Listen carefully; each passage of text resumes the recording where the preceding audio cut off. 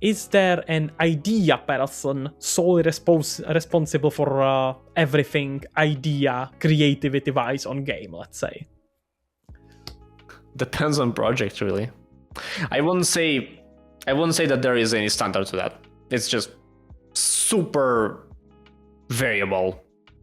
I mean, any team decides on that. Typically, there is a core founder or core founders who drive it forward.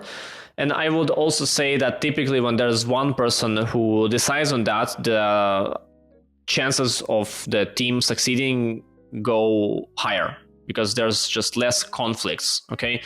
So instead of fighting on what will happen and what's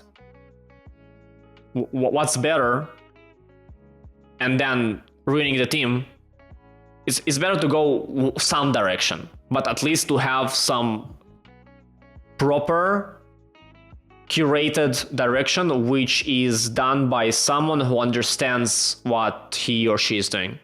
Yeah, that's the most important aspect. Yeah, but I would say the big... Okay, go on. I'm mourning. But all right, the point is that the more people you have in the team and the more they express their ideas, the better it is for the decision making. So if there is a curator or curators, it doesn't mean that others should shut up. No, the opposite. Yeah, of course. So ideation is a collaborative process, but there should be someone who decides what's going in and what's not, especially when there are a lot of newbies in the team. And there should be newbies in the team. That's my opinion on production. Okay, there should be experienced and newbies in the game production. Yeah, mixes tends to do better. Yes, and game developers are excited about the game they make, so they will almost always have shit ton of ideas.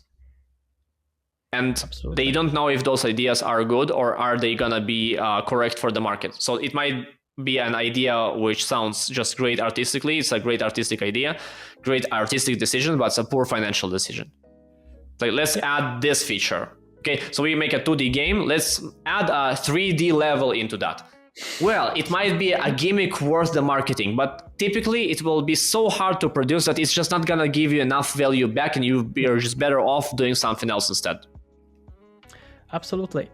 You do need someone who has the vision of the game, who understands why the game is the way it is. Typically, that's a game designer in a smaller team. And I would even say the smaller the team, the less there is a need for a dedicated person to do that. Because usually if you have like three people, it's easier to kind of make sure that you are synced with everything because you speak with each other all the time. The moment you get to a point where not everyone speaks one-on-one with everyone all the time, you tend to need like a catalyzer. You need a person that catalyst, let's say, that sees the game clearly, talks with everyone else, and gets all these ideas from everyone. Not everything comes from him, but he is the one that picks which ideas make sense. That's creative designer in smaller team, creative director in a bigger team. In a smaller team, it tends to be just game designer because there is usually just one game designer. But gameplay there needs to designer, you mean? Yeah. Usually it's called game designer. And but if you're looking for roles, game designer as in the one who designs the gameplay or the one who designs art for the game? Usually if you look for roles, game designer is the one that designs gameplay. If you look at standard, I just don't like to call it game designer because it's gray area. I agree, it's confusing. Definition. 100% with you that it's confusing, but that's what's usually used. So we can give that a caveat that it's weird terminology, but this is what we gotta use. Yeah, sure. I call it gameplay designer. Gameplay designer is more accurate, for sure.